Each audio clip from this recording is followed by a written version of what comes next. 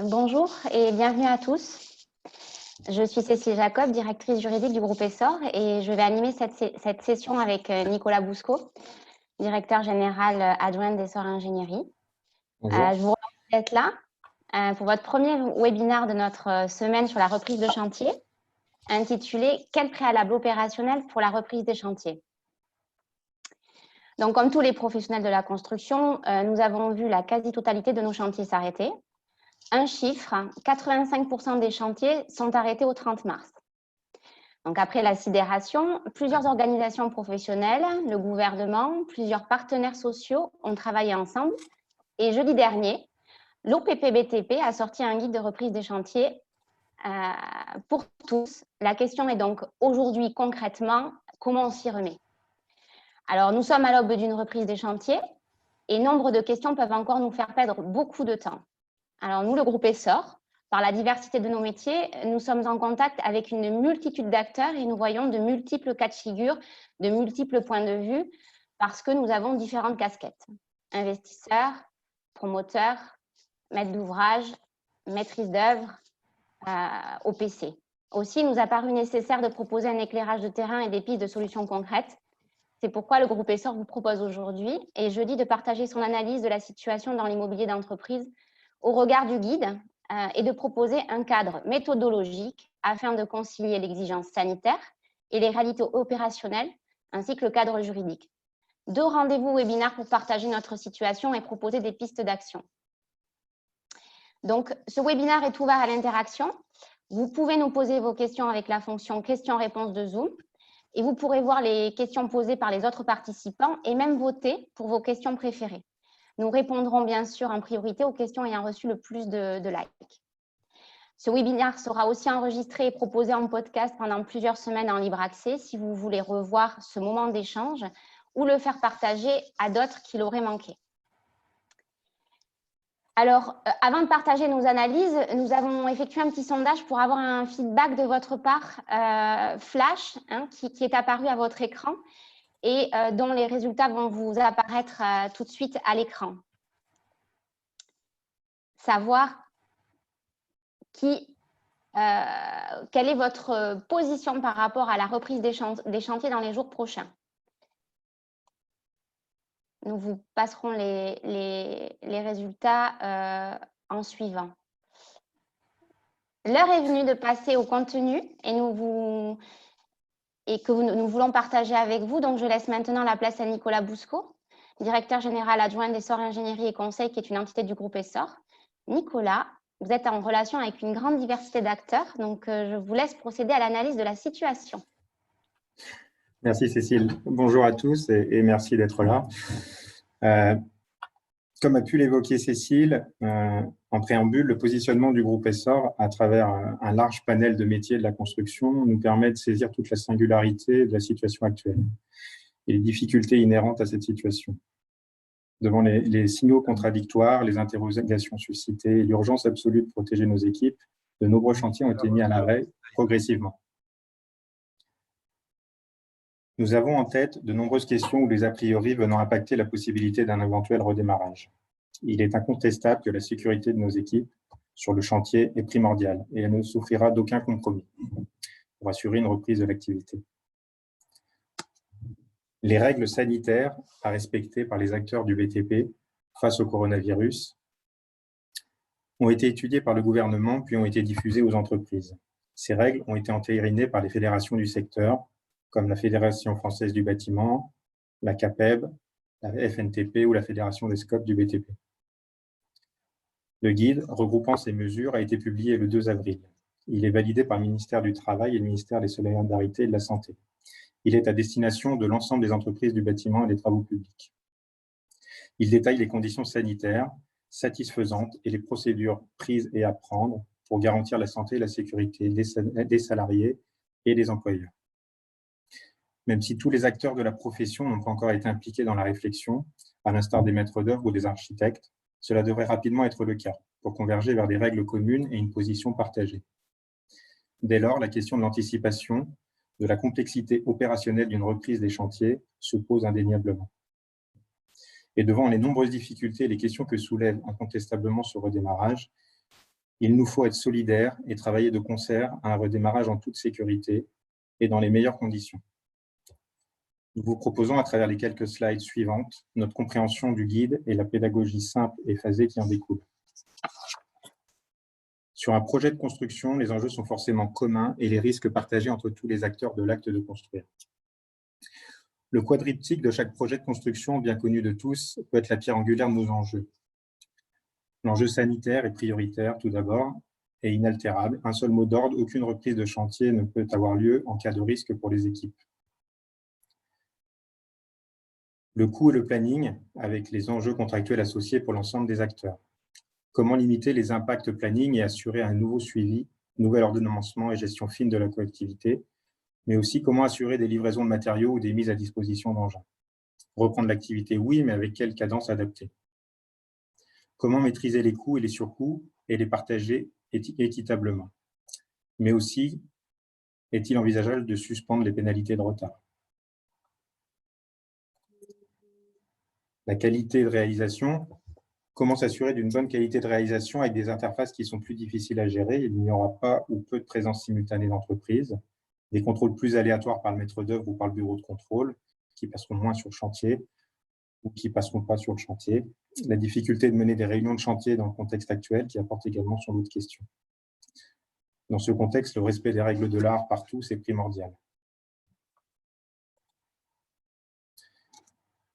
Après une diffusion d'un guide préliminaire qui a fait beaucoup parler, le guide définitif est paru le 2 avril. Et dans cette version définitive, certaines obligations ont été allégées par rapport à la version préliminaire. Par exemple, le port des masques est réservé dorénavant pour les travaux collectifs avec une distance de moins de 1 mètre entre les compagnons. Il n'est plus systématique. Certaines obligations ont été supprimées. Par exemple, l'obligation pour le maître d'ouvrage de vérifier la disponibilité des secours auprès de la préfecture, et ce, de manière quotidienne. D'autres obligations ont finalement été transférées à la charge des entreprises. Les prérequis de base au redémarrage d'un chantier. Ce qui semble faire consensus à travers toutes les discussions et ce guide, c'est de mener une concertation préalable en présence de tous les acteurs pour analyser conjointement les conditions minimum nécessaires pour assurer une reprise du chantier en toute sécurité. L'actualisation par le CSPS du PGC et par les entreprises des PPSPS avec le support des CSPS. D'interdire toute intervention de personnel fragile au sein des équipes et de nos chantiers. De mettre à disposition en extérieur des points d'eau avec du savon et du gel hydroalcoolique. De planifier et d'organiser des visites physiques régulières et plus régulières sur le site des CSPS pour s'assurer de la bonne application des mesures sanitaires prises préalablement au redémarrage de ce chantier.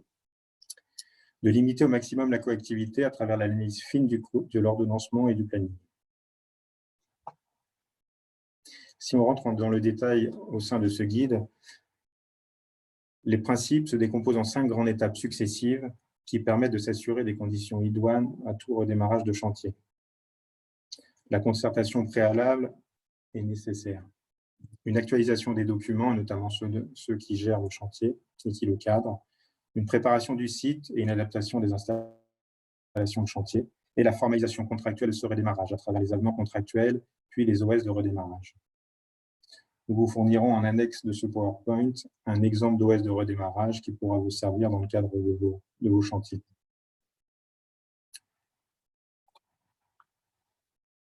La concertation préalable regroupe le maître d'ouvrage, son maître d'œuvre et le coordonnateur en matière de sécurité et de protection de la santé. Le maître d'ouvrage est à l'origine et organise une réunion animée par le CSPS et le maître d'œuvre.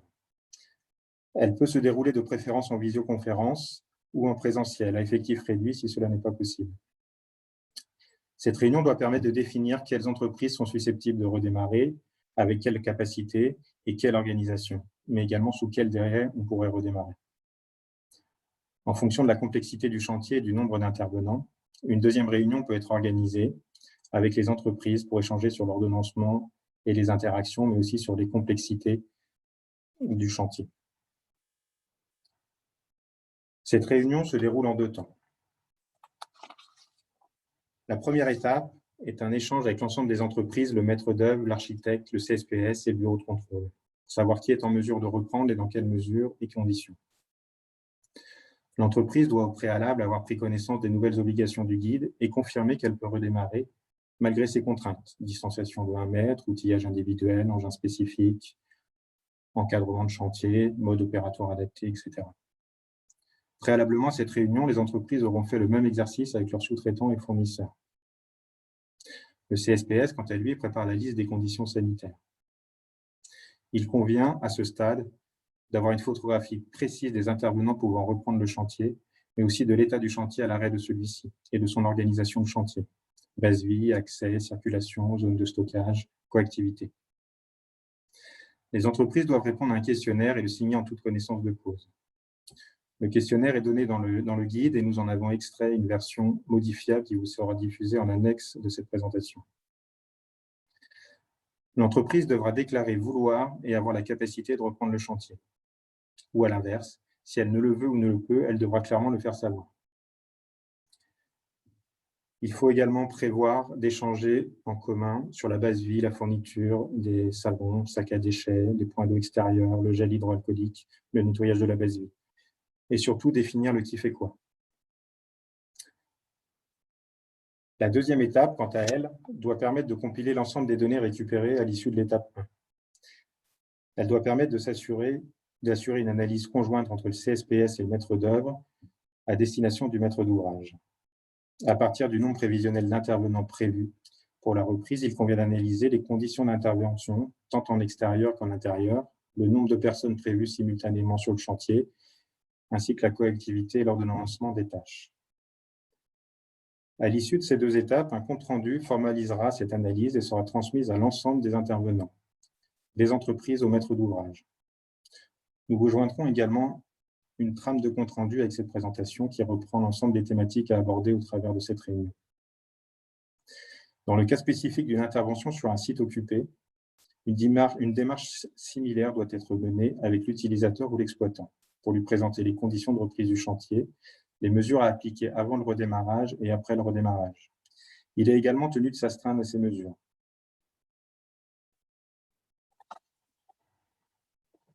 Si un accord est trouvé sur l'analyse précédente, les documents organisants et cadrans de chantier sont mis à jour par les intervenants responsables des dits documents. Le PGC est mis à jour par le CSPS, les entreprises mettent à jour leur PPSPS avec le support du CSPS, l'organisation du chantier est adaptée par le maître d'œuvre avec le support de l'entreprise en charge du compte prorata s'il y en a une, le planning et l'ordonnancement des tâches est mis à jour par le maître d'œuvre ou l'OPC le cas échéant. Étant bien évidemment entendu que l'ensemble de ces documents s'établit dans le cadre d'une concertation générale.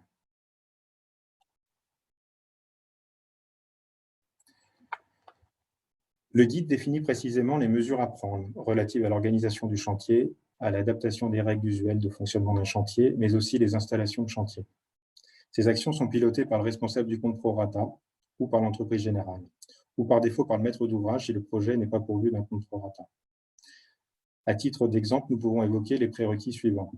Désignation des référents Covid-19 pour chaque intervenant, adapter la base vie pour qu'elle puisse répondre aux contraintes de non-promiscuité et limiter les regroupements, limiter les accès aux locaux communs avec un planning de roulement, adapter le plan de circulation de chantier et les heures d'arrivée sur le chantier pour éviter la foule au démarrage, organiser et planifier les livraisons, afficher les consignes sanitaires, mais également afficher au sol les distances minimales. Prévoir en extérieur un point d'eau avec du savon. Prévoir les masques pour les opérations nécessitant un travail à plusieurs, à moins de 1 mètre de distance. Mettre le gel hydroalcoolique, savon, lingette désinfectante dans les toilettes en nombre suffisant et renouveler régulièrement. Enfin, prévoir un nettoyage quotidien des espaces communs et toutes les 2 heures. Nous avons élaboré une to-do list des éléments à préparer pour la mise à jour de la base vie qui sera jointe également à la présente présentation.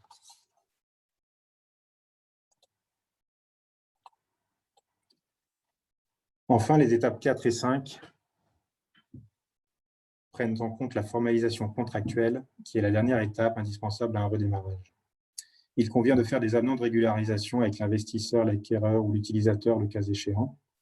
Rédaction des avenants à tous les contrats pour acter les nouvelles conditions d'exécution en mode dégradé avant la reprise.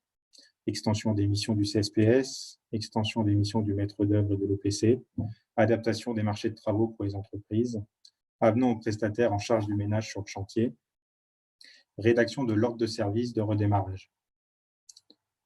Comme je vous ai dit tout à l'heure, un exemple d'ordre de service vous sera joint à la présente présentation. Donc, Nicolas, si on résume finalement, tout a l'air assez simple. On se concerte, on discute, on se réunit, on reprend et tout va le mieux dans le meilleur des mondes. Mais dans la vraie vie du chantier, est-ce qu'on ne va pas avoir des petits problèmes entre les entreprises, entre celles qui veulent reprendre, celles qui ne veulent pas reprendre, celles qui veulent reprendre mais qui ont besoin d'appro et qui ne vont pas avoir d'appro? Est-ce qu'on ne va pas avoir des problèmes à gérer de cet ordre-là? Ce qui est sûr, c'est qu'on va gérer uniquement des cas singuliers et ceux au jour le jour. Le guide donne les grandes directives et la méthodologie. Les deux grands acteurs de ce redémarrage, à mon sens, seront le maître d'œuvre et ou l'EPC et le CSPS. Si les entreprises doivent se conforter aux mesures du guide, ces deux acteurs devront, quant à eux, œuvrer à la singularité du projet ou des situations rencontrées. Elles devront également s'adapter aux évolutions constantes et journalières de la situation sur le chantier. Leur rôle respectif est prépondérant pour assurer un redémarrage de chantier efficace et en toute sécurité, mais aussi pour maintenir cette action dans le temps et pour pouvoir être réactif. Le CSPS, outre la mise à jour de ses documents, peut être le référent Covid du projet et du chantier. Il faut qu'il vérifie les mesures sanitaires mises en œuvre à l'égard des préconisations. Il doit assurer des passages réguliers. Il faut également pouvoir renforcer son pouvoir d'arrêter le chantier en cas de situation à risque. Le maître d'ouvrage et l'OPC doivent quant à eux mettre à jour le planning avec les nouvelles consignes tout en s'assurant de limiter au maximum la coactivité. Il faut prévoir des horaires décalés d'intervention, il faut sectoriser géographiquement le chantier quand c'est possible, prévoir des heures d'arrivée distinctes. On peut travailler en équipe avec des entreprises qui interviennent le matin et d'autres qui interviennent l'après-midi. On peut planifier les livraisons, planifier les moyens de manutention ou les moyens d'amener à pied d'œuvre du matériel. Quoi qu'il arrive, le planning doit être calé de manière pragmatique en fonction du décalage subi à la date du redémarrage, mais aussi de ces nouvelles règles et de facto des nouvelles cadences de construction qui seront forcément impactées, qui seront imposées par ces mesures exceptionnelles. Ce planning devra être très détaillé, probablement par zone géographique et par journée, voire par sous-journée. Il devra être mis à jour de manière régulière en fonction des impondérables du chantier. Si par exemple une équipe est indisponible en cas de Covid au sein de l'équipe, s'il y a un retard de livraison, s'il y a une indisponibilité de matériaux ou d'engins, en cas de prestation interdépendante d'une entreprise à l'autre, si l'entreprise n'a pas pu intervenir et que l'autre est bloqué, ou en cas d'indisponibilité de consommables de sécurité sur les chantiers. Le CSPS et le maître d'œuvre devront veiller à être le plus réactif possible face à ces problématiques quotidiennes de chantier, pour pouvoir continuer le chantier et travailler en toute sécurité. La mise à jour du planning et de l'ordonnancement pourrait être quotidienne ou glissante sur une semaine. Elle doit permettre d'être réactif et de pallier à ces impondérables. Le pragmatisme et la flexibilité doivent être les maîtres mots des interventions dans cette période transitoire. Et en parallèle, devront aller de pair la communication et la compréhension par tous des difficultés rencontrées. Il faudra étudier au cas par cas les problématiques à partir des généralités.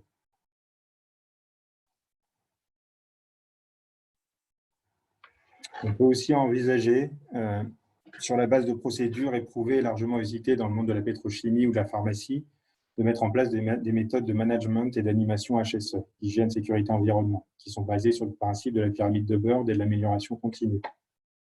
Le principe est simple, plus une situation à risque se présente régulièrement, plus les accidents vont arriver, seront nombreux, et plus la gravité de ces accidents sera importante et élevée.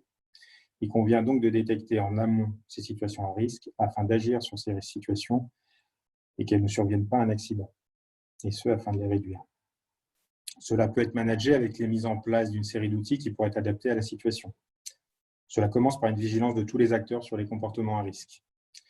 Il faut tracer ces situations à risque et ces presque accidents et en tirer des statistiques. Dès qu'une situation revient de manière récurrente, il faut en tirer une action. Cette action doit être assurée par tous les acteurs, non pas avec une volonté punitive, mais avec une démarche d'amélioration continue. Chaque manager pourra adapter et mener des causeries sécurité ou des quarts d'heure sécurité tous les matins avec ses compagnons pour revenir sur les situations à risque rencontrées plus fréquemment et en leur demandant une vigilance particulière sur ces points spécifiques. L'idée étant toujours de réduire les comportements à risque. Le maître d'œuvre se doit d'analyser tous les modes opératoires adaptés avec le CSPS. On peut aussi envisager de réaliser des audits HSE spécifiques de manière aléatoire sur les chantiers. En cas d'incident ou d'accident, il faudra bien évidemment mener une enquête avec une analyse de l'ordre des causes pour en tirer toutes les conséquences. Ce qui est intéressant, qu'on va mettre en place au sein du groupe Essor, c'est également des fiches de retour d'expérience généralisées sur les thématiques HSE pour permettre un retour d'expérience large sur l'ensemble de nos chantiers à grande échelle. Enfin, pour que ce ne soit pas uniquement du punitif, on pourrait envisager de mettre en place des challenges sécurité où on récompenserait les entreprises ayant une démarche proactive en matière de sécurité.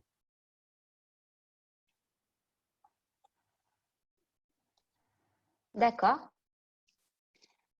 On souhaitait également vous faire part des positions de chacune des fédérations, puisqu'il y a eu évidemment des prises de position de chacune des fédérations qui œuvrent pour protéger la branche ou le secteur de métier qui est le sien. Juste pour vous faire pointer du doigt que, évidemment, on avait des postures assez rigides et assez protectrices de part et d'autre. Donc, à titre d'exemple, vous verrez que la Fédération des promoteurs de la FPI indique que le guide des bonnes pratiques n'a pas tenu compte en fait des répartitions des rôles telles qu'elles existent dans le Code du travail et les relations entre les parties prenantes. De la même façon, le guide prévoit dans son annexe un questionnaire dans lequel le maître d'ouvrage ou le client est censé signer. La Fédération des promoteurs indique que selon elle, ce questionnaire n'est qu'un outil destiné à aider finalement les entreprises et les maîtres d'ouvrage qui n'ont pas de maîtrise d'œuvre ou de CSPS dans leur chantier. Hein, c'est simplement un outil et qu'il ne convient pas de le signer parce que ce questionnaire, en réalité, traite de points qui doivent être traités dans le cadre contractuel. Et enfin, la position de la Fédération des promoteurs insiste sur le fait qu'il y a des incertitudes juridiques parce que l'exécutif et le gouvernement sont en train, a priori, de prévoir des ordonnances à venir sur les conséquences contractuelles, sauf qu'à ce jour, on ne sait pas et on ne sait pas grand-chose. La position Syntec, qui est l'organisme qui est une fédération qui représente et défend les intérêts de la maîtrise d'œuvre, elle préconise évidemment de se mettre en conformité avec ces préconisations et elle préconise que l'initiative soit celle du maître d'ouvrage, qui serait le seul habilité à décider de cette reprise. Là où les promoteurs disent on n'est pas sachant et par conséquent, il adviendrait, c'est le maître d'œuvre et le CSPS qui seront habilités à dire si on reprend ou pas. La position de Syntec considère également que la question des coûts supplémentaires devra être traitée et que, bien évidemment, il faudra tenir compte du fait que les missions du maître d'œuvre devront être également en mode dégradé. Globalement, ce qu'on peut retenir de tout ça, c'est que on n'est pas bien aidé pour savoir ce que l'on doit faire. Beaucoup de certitudes existent, tant du point de vue réglementaire, puisque on ne sait pas ce qui va advenir dans les prochains jours, même si le fameux guide des bonnes pratiques indique qu'un travail serait en cours. On ne sait pas exactement quels sont les tenants ni les aboutissants de ce futur texte. On ne sait pas non plus comment vont être traités les outils juridiques que l'on connaît à date, c'est-à-dire est-ce qu'on est en force majeure ou pas, est-ce que la renonciation à l'imprévision va être maintenue ou pas. Donc, nous, chez Essor, ce que l'on croit, c'est que le mieux, c'est de se mettre autour de la table et de discuter ensemble pour savoir comment on reprend et dans quelles conditions on reprend. Parce que le flou est assez vertigineux. Donc, mettez-vous autour de la table et discutez.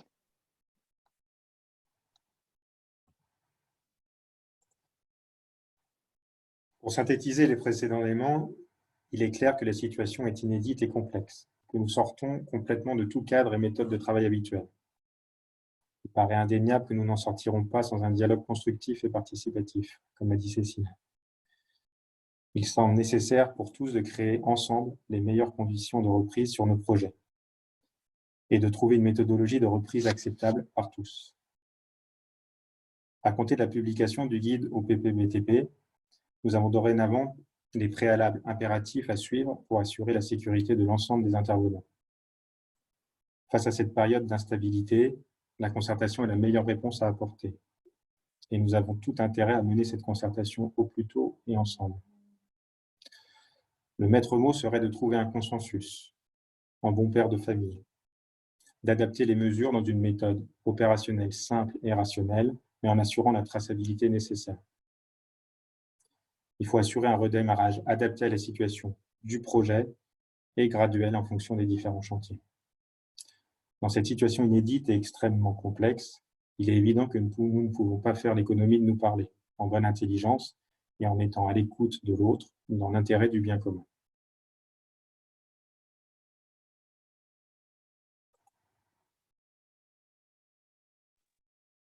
Alors, maintenant, nous allons passer à la partie questions-réponses. Donc, on va partager l'écran pour permettre de vous afficher les questions et les réponses. Hop. Voilà.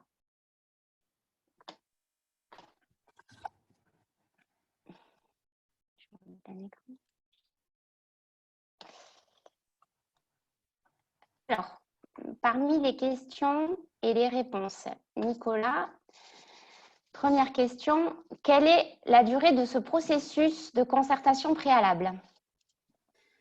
Effectivement, il semble difficile d'acter un délai à ce stade des réflexions. Comme tu l'as dit tout à l'heure, il y a encore beaucoup de flou, beaucoup de questionnements, beaucoup d'incertitudes. Ça dépendra de la capacité des différents acteurs à se mobiliser dans un temps court.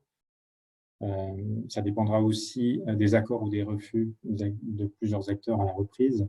On peut nous rencontrer certains CSPS qui refusent de se rendre sur chantier ou certaines entreprises qui ne peuvent intervenir, soit faute de moyens, soit faute de matériaux. Ça dépendra également de la nature du marché, entreprise générale ou en lot séparé. Et en cas de reprise de chantier en site occupé, de la capacité de l'utilisateur et de l'exploitant à se positionner sur les conditions de la reprise. Par analogie, une préparation de chantier classique, on oscille habituellement entre 1 et 2 semaines. Je pense que là, on peut facilement multiplier par 2 ou 3 le délai pour reprendre nos chantiers.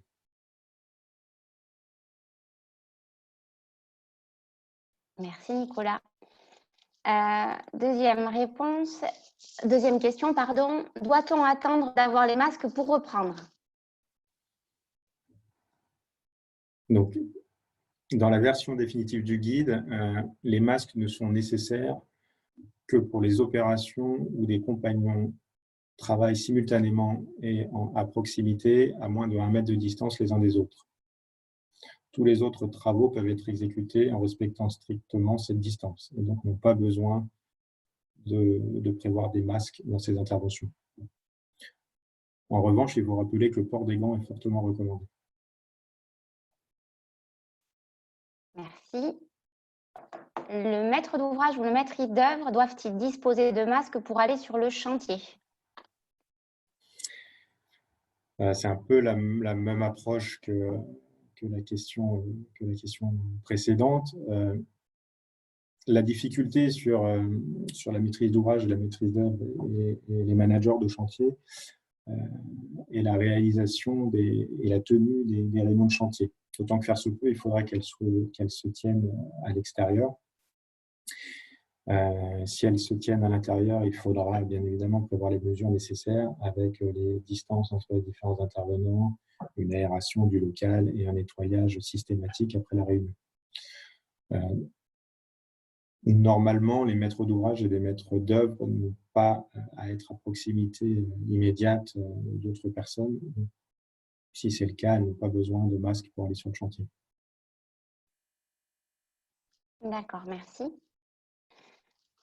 Quid des EPI généralement mis à disposition sur le chantier, type casque, chaussures, qui sont mis à disposition pour le maître d'ouvrage, faut-il que le maître d'ouvrage dispose de ses propres équipements à titre personnel et pour son personnel?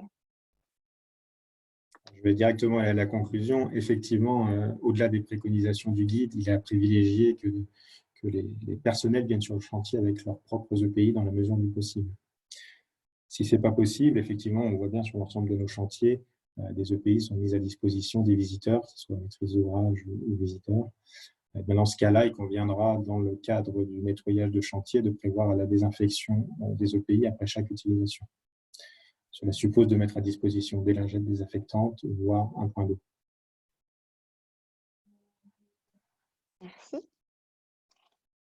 Que faire si une entreprise ne veut pas reprendre le cours du chantier? Peut-on l'obliger?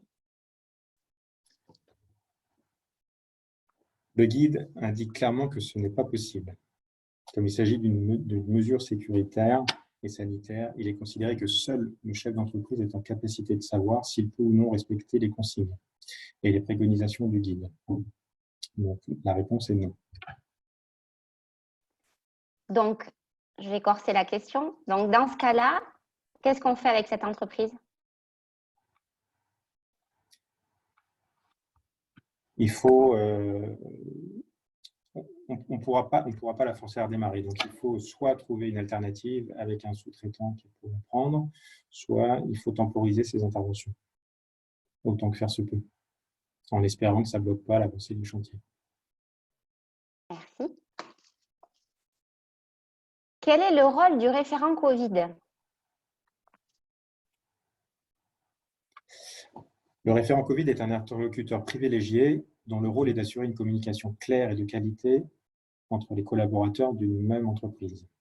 En fait, chaque intervenant désigne son référent Covid, notamment lorsque des compagnons sont infectés au niveau du Covid ou encore pour coordonner en lien avec les autres référents Covid, les autres intervenants, toutes les actions sur le chantier pour s'assurer de la bonne mise en pratique des mesures du guide. Le maître d'ouvrage peut également nommer un référent Covid. On préconise d'ailleurs, nous, que le maître d'ouvrage nomme son référent Covid, qui peut être le CSPS.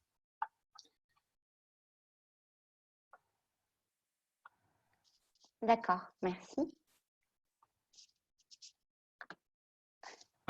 On va mettre en ligne vos autres questions. Il faut juste nous laisser quelques minutes pour nous permettre de partager l'écran. Une petite seconde.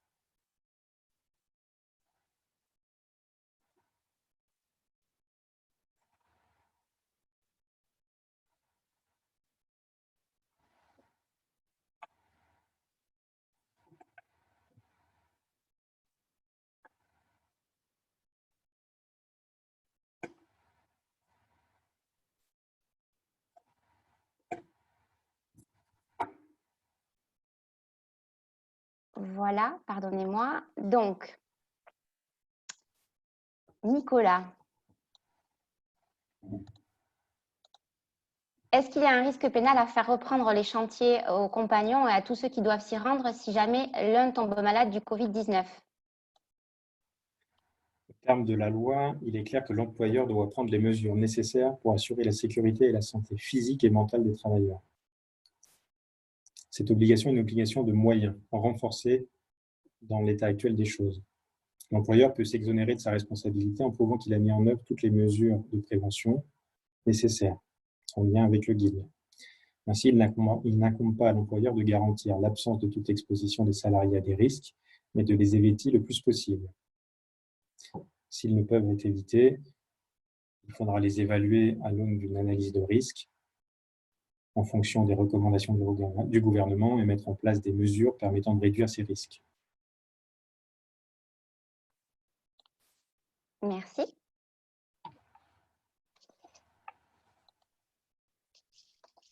Est-ce que les entreprises peuvent réclamer des frais supplémentaires si nous décidions de maintenir nos chantiers fermés?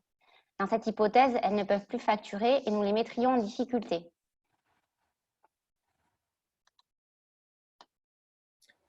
On estime à l'heure actuelle que jusqu'à la période de suspension du 14 avril, aucune entreprise ne peut prétendre à une indemnisation. On est dans un cas de force majeure. Et en effet, nous ne trouvons pas dans le cadre d'une décision unilatérale du maître d'ouvrage qui résulte de son propre choix, et d'une décision unilatérale résultant du constat objectif des risques. La question la plus délicate, ici encore, les questions de santé et de sécurité doivent être au centre de l'analyse. Même dans une logique de marché forfaitaire ou de marché intégrant une part d'aléas, nous estimons que les conditions actuelles n'étaient pas prévues. Il est nécessaire de trouver des réponses équilibrées ensemble pour la prise en œuvre et la prise en compte de ces surcoûts. Donc, on se concerte. En tout cas, sur la période initiale d'arrêt de chantier jusqu'au 14 avril, les surcoûts ne peuvent pas être mis à la charge des entreprises. Et après, on se concerte sur les surcoûts liés au redémarrage et à des cadences adaptées et aux mesures à mettre en œuvre. D'accord. Comment faire s'il n'a pas été formalisé un OS d'arrêt de chantier? Dans ce cas-là, et comment formaliser le redémarrage du chantier? Si on n'a pas formalisé un OS d'arrêt de chantier, la suspension de fait du chantier peut être actée dans le compte-rendu de réunion préalable de reprise. Il sera signé par tous les intervenants du chantier. Et on indiquera ensuite les délais, la durée de la suspension dans le compte-rendu.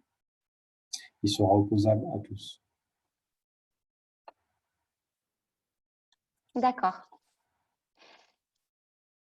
Quid si le CSPS ne se déplace pas sur le chantier? On ne pourra pas redémarrer le chantier. C'est une condition essentielle et c'est un prérequis nécessaire à tout redémarrage. Oui, et sur ce point, j'ajoute que pour les maîtres d'ouvrage, il est absolument essentiel d'étendre la mission du CSPS. C'est absolument essentiel. La première chose, s'il y avait un quelconque problème sur le chantier en matière de sécurité lié au Covid, la première chose qu'on irait vérifier, c'est est-ce qu'on a donné les moyens au CSPS de remplir sa mission par rapport au guide et aux préconisations du guide. Et la seule façon de pouvoir démontrer qu'on a donné les moyens, c'est qu'on lui a donné les moyens financiers. Ça veut dire une extension de sa mission. Ça, c'est le prérequis essentiel.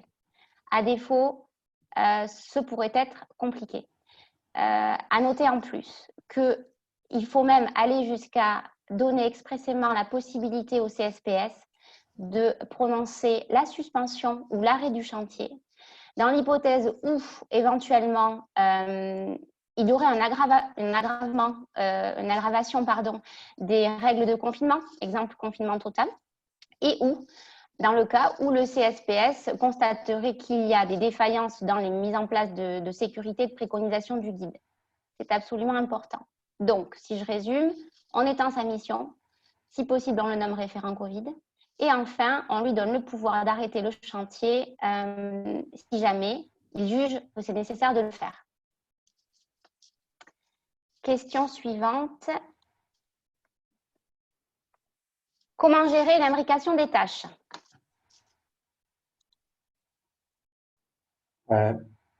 Pour moi, la situation est complètement inédite. Elle passe par une... Autant il y a, comme tu viens de le dire, il y a une mission renforcée du CSPS. Je pense qu'il y a également une mission renforcée de la maîtrise d'œuvre d'exécution ou de l'OPC. La gestion quotidienne au cas par cas des interventions pour permettre des accès en toute sécurité des entreprises, pour permettre d'éviter la coactivité sur une même zone géographique du chantier. L'idéal étant de laisser les entreprises intervenir seules dans une zone géographique et plutôt de décaler dans le temps les interventions sur une même zone géographique pour éviter qu'il y ait une coactivité trop importante. Donc, sectoriser géographiquement d'abord son chantier, si possible, en attribuant une zone géographique à chaque entreprise. Si ce n'est pas le cas, sectoriser dans la temporalité les interventions pour limiter les interventions de 2 entreprises simultanées. Si vraiment 2 ou 3 entreprises doivent intervenir dans une même zone géographique, il conviendra de prévoir en amont un mode opératoire adapté validé par le maître d'œuvre d'exécution et par le CSPS. Merci. Alors, question. Le maître d'ouvrage indique qu'il ne paiera rien et ne veut aucune mention financière dans l'avenant. Uniquement PGC et prolongation des délais. Est-ce que cet avenant est valable? L'entreprise peut-elle refuser de reprendre le chantier? Il y a tout un tas de questions dans la question. Alors, le maître d'ouvrage indiquera qu'il ne paiera rien. Alors, en fait, je vais essayer de répondre donc en live. J'ai envie de dire, ça dépend du contrat, ça dépend du marché de travaux que le maître d'ouvrage aura signé avec l'entreprise. Donc, ça veut dire qu'il faut regarder plusieurs choses. Il faut regarder l'aspect contractuel et il faut ensuite regarder dans quelle configuration nous sommes. Est-ce que nous sommes en force majeure ou pas en force majeure? Est-ce que le marché à forfait inclut la force majeure ou ne l'inclut pas? Et enfin, est-ce qu'il y a de l'imprévision? Ça fait beaucoup de notions juridiques à contrôler. C'est pour ça que je vous invite à venir au webinaire la semaine prochaine, jeudi prochain, pardonnez-moi, où on vous expliquera tout ça dans les détails. Toutefois, et de manière assez pragmatique, ce que je peux vous dire, c'est que globalement, on peut chacun se bloquer derrière des postures juridiques et contractuelles qui existent aujourd'hui, sauf que je doute que ça tienne dans les délais, parce que on ne sait pas ce que va pondre, ou en tout cas rédiger, pardonnez-moi, le législateur et le gouvernement, plus spécifiquement dans les jours à venir. Donc, on ne sait pas du tout ce qui va se passer. Et avoir des postures difficiles et rigides avec des outils juridiques qui sont valables aujourd'hui et qui ne le seront peut-être pas demain, ça me semble être compliqué. En revanche, la position d'essor en la matière, c'est de donner les moyens aux entreprises à minima d'assurer la sécurité, ce qui veut dire étendre la mission du CSPS, évidemment, comme je l'ai dit tout à l'heure, ce qui veut dire discuter d'une participation financière aux équipements communs, c'est-à-dire les lingettes, les gants, les savons liquides, afin que l'on puisse contribuer en tant que maître d'ouvrage à assurer l'hygiène et la sécurité du site, du chantier. D'accord? Et après, il faudra regarder ce qui se passe en termes de contrat, mais il faudra surtout discuter. Et donc, il faut discuter en ayant en tête le fait que les choses vont changer et que personne ne sait ce qui va changer. Donc, ce qui tiendra, c'est le contrat qu'on aura signé entre nous. Ça tiendra. Voilà.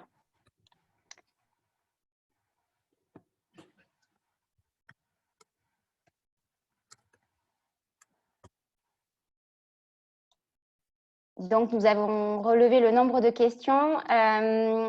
Il reste trois questions complémentaires qu'on vient de recevoir. D'accord. Je les affiche.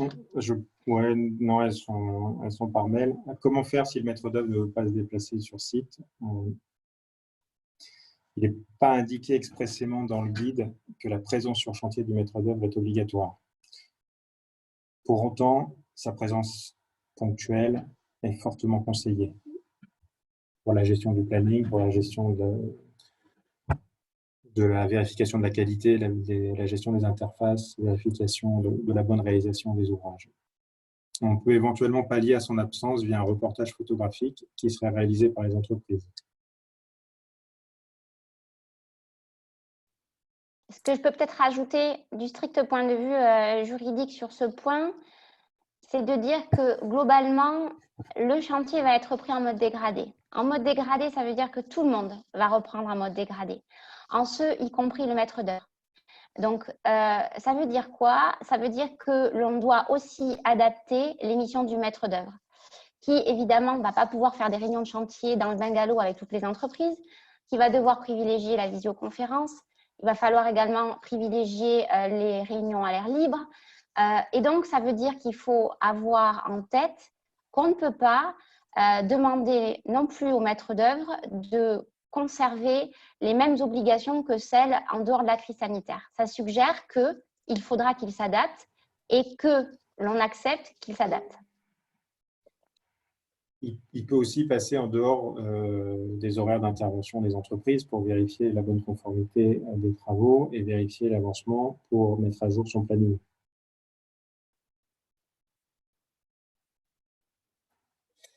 Une autre question, alors que le corps médical manque de masques, comment faire pour s'en procurer? Dans le projet initial du guide, il était indiqué que des masques seraient disponibles courant avril, probablement mi-avril. Cette mention a été supprimée dans le guide, dans la version définitive du guide. À noter que les exigences du guide ont été revues à la baisse. Il exigeait uniquement des masques chirurgicaux et non plus des FPP2 ou des FPP3.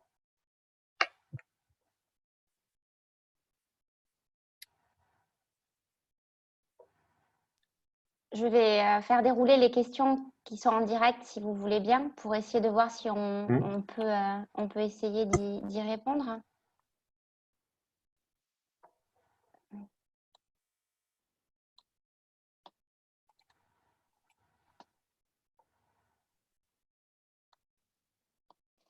Donc,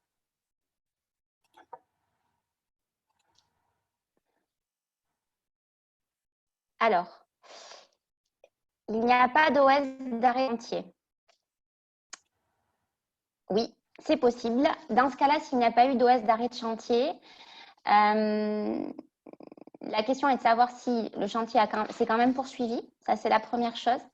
Dans la mesure où il s'est poursuivi, il n'en demeure pas moins qu'il y a une situation avant guide et après guide. Ce qui voudra dire qu'il faudra en tout état de cause remettre à jour l'ensemble des documents type PGC, PPSPS des entreprises pour que la poursuite et la continuité des travaux se fassent de manière conforme à la réglementation sanitaire. S'il y a une suspension de fait, c'est-à-dire que vous avez constaté qu'il n'y a pas eu d'OS d'arrêt, pour autant, il n'y a pas eu de chantier non plus. Il faudra quand même acter le fait qu'il y ait une suspension de fait.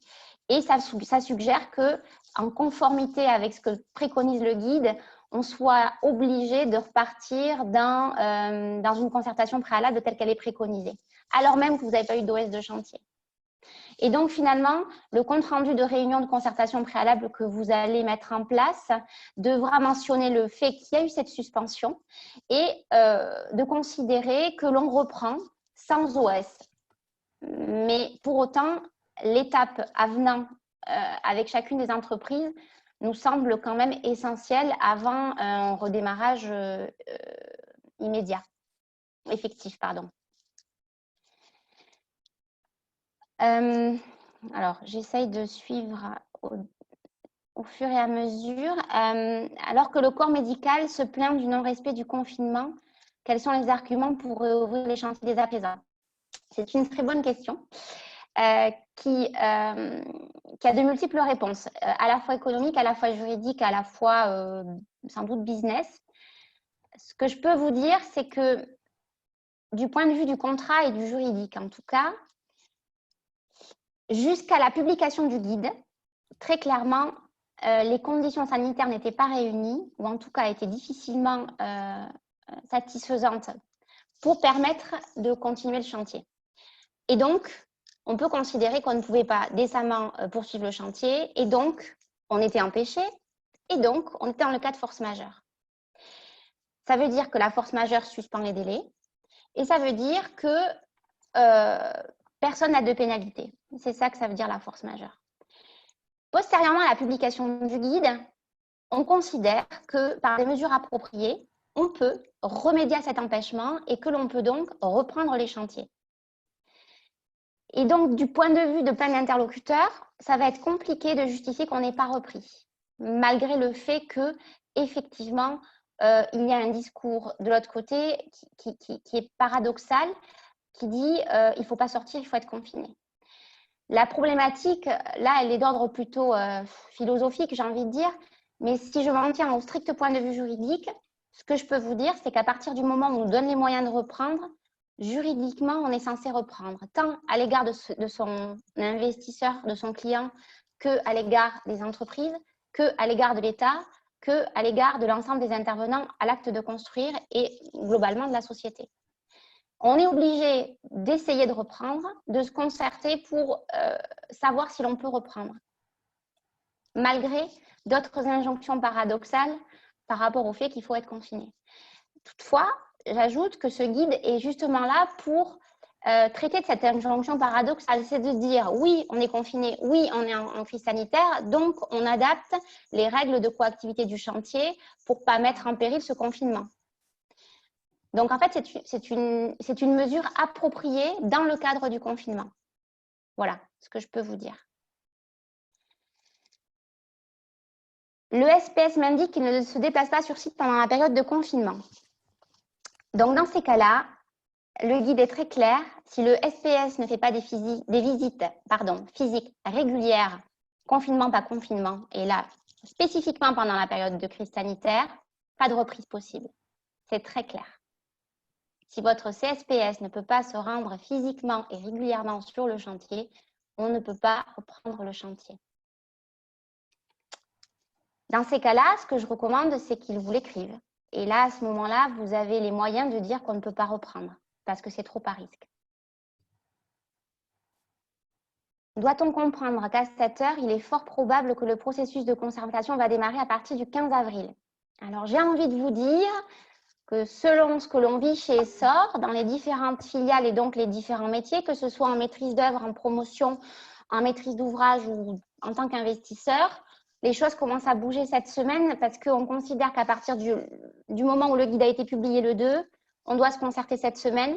Et après, somme toute, on doit être sur des délais de préparation qui sont les délais qui sont habituels dans le cas d'une préparation de chantier. Donc ça, malheureusement, je ne suis pas capable de vous le dire. Ça doit dépendre de la complexité du chantier. Est-ce que vous êtes en entreprise générale, en lot ou pas? Est-ce que vous êtes en site occupé ou pas? Parce que si vous êtes en site occupé, évidemment, il faudra aller chercher la concertation également de l'utilisateur. Donc, la période de préparation, j'ai envie de dire une semaine à 15 jours, je ne sais pas vous dire. La seule chose que je peux vous dire, c'est que sans cette concertation et sans un compte-rendu qui fait état que l'ensemble des intervenants ont été sollicités, il n'y a pas de reprise possible. Oui, et puis on va probablement être dans une reprise graduelle. On va faire intervenir d'abord une entreprise pour tester les mesures, les procédures, avant d'en faire intervenir une deuxième, etc. Avec les entreprises qui sont les mieux adaptées à la reprise, qui ont le plus de procédures et de méthodologies. Et après, par effet domino, on va pouvoir redémarrer petit à petit les autres entreprises et les autres chantiers. Donc, je suis assez d'accord avec Cécile sur un délai de redémarrage sous 2 semaines, sachant que on sent, nous, déjà des prémices de redémarrage avec des échanges qui sont lancés entre nos maîtres d'ouvrage, les CSPS et les entreprises sur cette analyse du guide et sur quelles mesures, les premiers devis pour mettre en place ces mesures sanitaires et les premières discussions financières et d'impact planning. Donc, profitons des 10 à 15 jours qu'on est devant nous pour se réunir, pour échanger sur ces thématiques, pour gagner en expérience et en pragmatisme, pour un redémarrage le plus efficace possible sous une dizaine ou quinzaine de jours.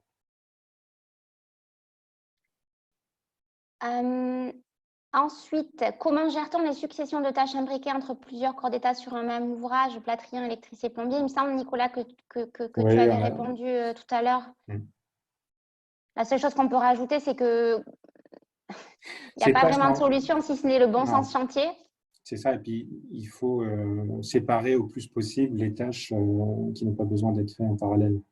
Sur un chantier où on a de l'espace et où on a de la surface, généralement, ces corps d'État n'interviennent pas forcément en parallèle et ne se suivent pas à la demi-journée. Donc il faut qu'on adapte ces méthodologies, quelle que soit la taille du chantier, et quels que soient les impacts planning et les cadences dégradées que ça impose.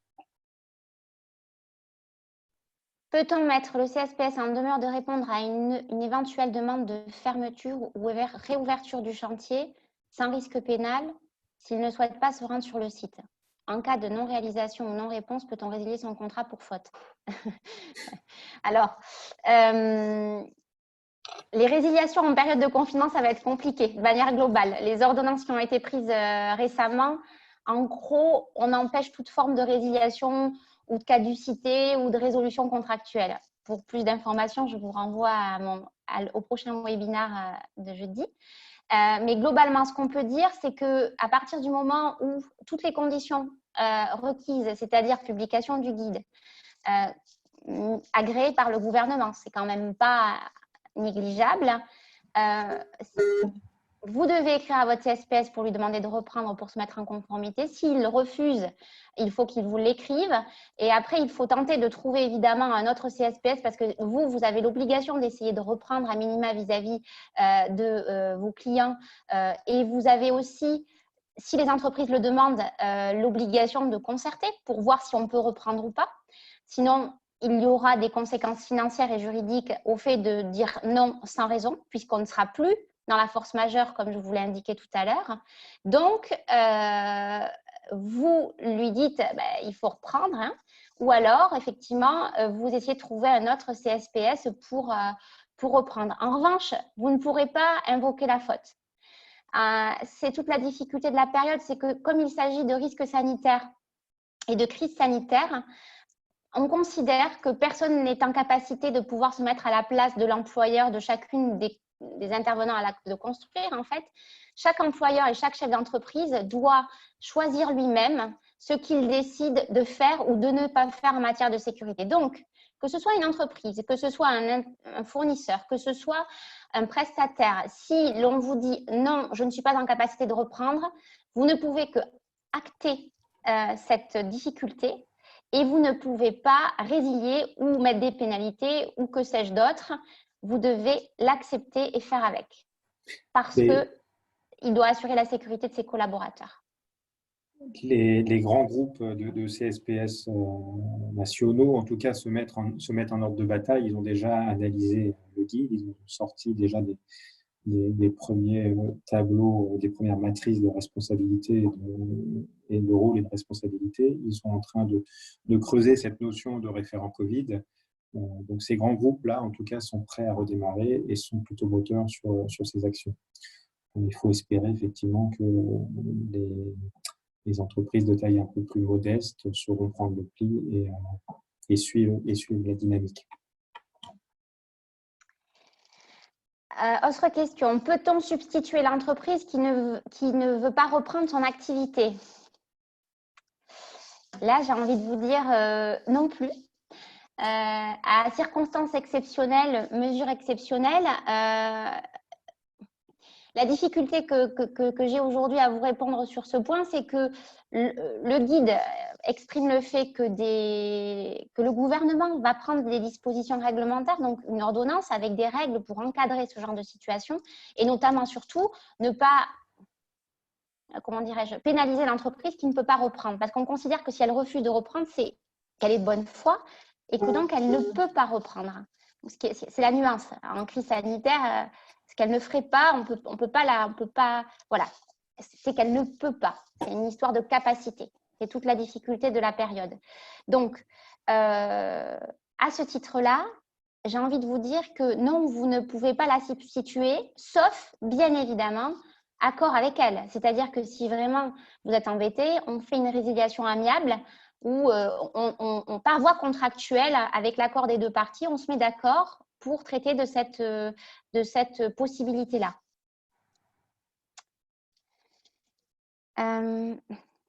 Quelle est votre vision concernant les chantiers à venir vis-à-vis des PC en stand-by du côté des acteurs urbanistiques jusqu'au 25 juin? J'ai l'impression qu'il y a plusieurs questions dans la question. Ça dépend si vous devez déposer un PC, si votre PC était purgé ou pas purgé, s'il était en cours de purge. Ça fait beaucoup de questions, ça fait beaucoup de si.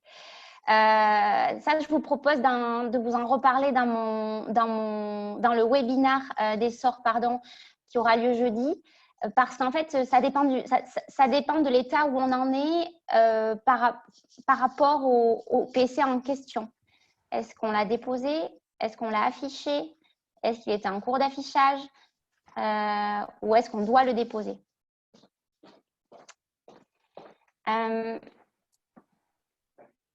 Dans le cadre d'un marché de co-traitants solidaires, si l'un des co-traitants ne souhaite pas reprendre le chantier et que les autres co-traitants le souhaitent, la solidarité s'applique-t-elle et peuvent être tenus pour responsables? de la même façon, et par analogie à ce que je viens de vous expliquer, j'ai une incertitude juridique qui est celle à venir par l'ordonnance en cours de discussion chez le gouvernement. Donc, je ne sais pas quelles vont être les règles qui vont s'appliquer. Ce que je peux vous dire, c'est que tout ce qui est d'ordre de pénalité ou d'injonction, c'est-à-dire enjoindre l'autre à exécuter son obligation en crise sanitaire alors qu'il vous dit qu'il n'est pas en capacité de le faire, me semble compliqué. Et par conséquent, je propose dans ces cas-là soit d'en discuter et d'avoir un accord amiable entre vous dans ce cadre-là, mais je doute qu'on puisse aller chercher la responsabilité à quelque titre que ce soit dans ce type de contrat. Voilà.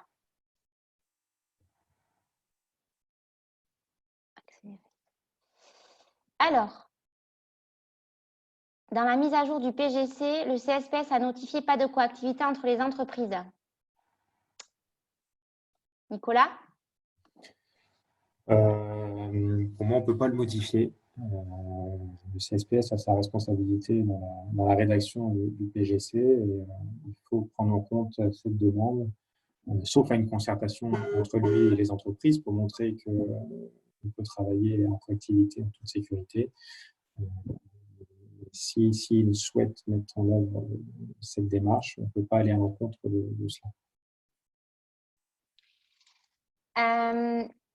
Juste pour information, nous avons terminé le temps qui nous était imparti. Il reste encore pas mal de questions. On va essayer d'en traiter quelques-unes. Et si vous le souhaitez, ce que l'on vous propose plutôt, c'est de vous répondre et de revenir vers vous ultérieurement avec une réponse sur toutes les autres questions qui sont traitées. Donc, je propose qu'on réponde à 2 autres questions et puis après, on conclura.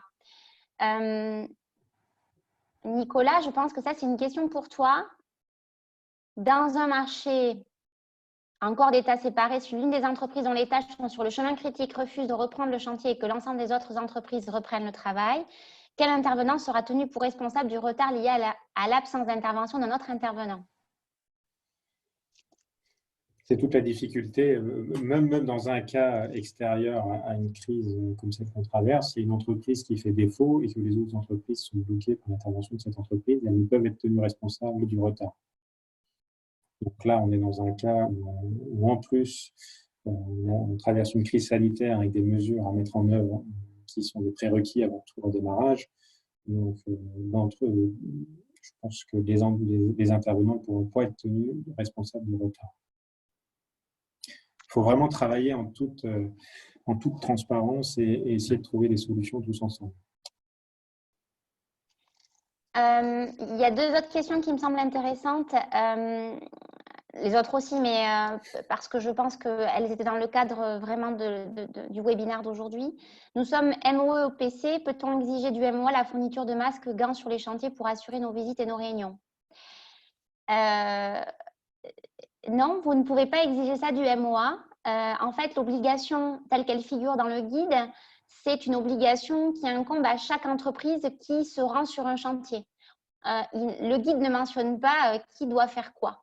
On doit simplement, en tant qu'entreprise se déplaçant sur un chantier, entreprise au sens large, MOE, OPC, assurer la sécurité de ses collaborateurs et à ce titre fournir des casques, des fournitures de gants. Le point dont vous pouvez parler avec le maître d'ouvrage, en revanche, c'est qu'il participe, qu'il donne une contribution financière pour tout ce qui est équipement, lingettes, sacs, déchets, etc., liés à la basie. Mais là encore, il n'y a pas de disposition contractuelle. Le guide est silencieux sur ce point et c'est en discussion libre entre les parties. Et il n'y a plus d'obligation de porter de masque pour le chantier. Uniquement sur le cas de la proximité immédiate de personnes. Et enfin, dernière question, c'est bien le MOA qui est à l'origine de l'organisation de la réunion préalable et qui rédige le compte-rendu? Alors moi, j'ai envie de vous dire non. Pour moi, ce n'est pas le MOA qui rédige le compte-rendu. Pourquoi? Parce que le MOA, il n'est pas sachant ni du point de vue sanitaire et sécuritaire, ni du point de vue du planning d'exécution. Donc, le MOA, pour moi, il donne mandat au CSPS et mission au CSPS et au maître d'œuvre de réunir et de rédiger la concertation préalable et les conclusions et l'analyse, c'est-à-dire que c'est le CSPS et le maître d'œuvre qui vont analyser au regard de bon, mais telle et telle entreprise peuvent reprendre, on a telle possibilité et donc avec ça sur le chantier, on peut avancer de telle et telle façon, on peut reprendre. Et le maître d'ouvrage dit OK, bon, mais dans ce cas-là, on reprend. Et si la conclusion, c'est non, on ne peut pas reprendre, donc le maître d'ouvrage, il prend acte du fait que non, dans ce cas-là, on ne peut pas reprendre. Par contre, c'est bien lui qui initie et qui est à l'origine de l'organisation de cette réunion. Oui, initier, ça veut dire on demande officiellement au maître d'œuvre et au CSPS d'organiser la réunion. Ça ne veut pas dire tenir la plume pour le compte rendu de chantier ou faire des analyses. Oui. Chacun doit être bien dans son rôle. Comme une réunion de chantier, quoi. Voilà, je vous propose qu'on clôture parce qu'il y aura encore des tonnes de questions et évidemment, on répondra à celles que vous avez posées, on fera parvenir on les complétera dans le PowerPoint pour que vous ayez une réponse à vos questions. Globalement, ce que l'on peut vous dire, c'est que chez Essor, on préconise la discussion et la concertation. On préconise le bon sens, chantier et ce qu'on appelle en termes juridiques le raisonnement en bon père de famille. Et ensuite, ce que l'on vous expose, c'est que globalement, vous avez une dimension contractuelle forte et à venir que vous devez intégrer dans votre processus de reprise parce qu'il y a de forts enjeux contractuels avec des problématiques de délai, de planning, de pénalité, de reprise en mode dégradé, de coûts, de compte pro rata et j'en passe et des meilleurs. Et qu'à ce titre-là, je vous recommande de venir assister à notre webinaire jeudi de 14h à 15h sur ces enjeux-là. Merci Nicolas pour ton aide et ta présentation. Et nous vous souhaitons une bonne journée et bon courage pour cette reprise.